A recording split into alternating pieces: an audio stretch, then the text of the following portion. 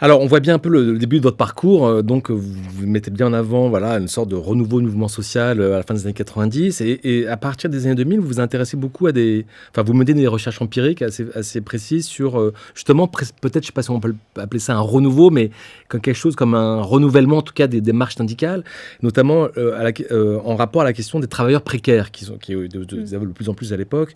Il y a des collectifs d'intérimaires qui, à ce moment, naissent.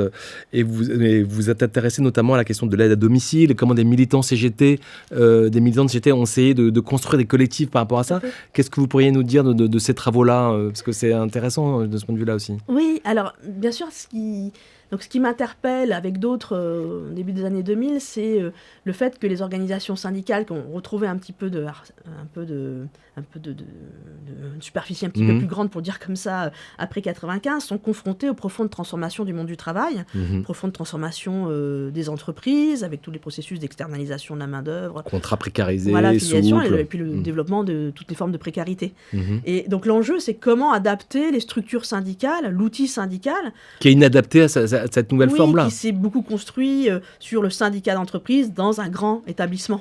Hein. Aujourd'hui encore, les organisations syndicales, leurs adhérents sont principalement dans des grands établissements, en CDI ou en emploi statutaire. Hein.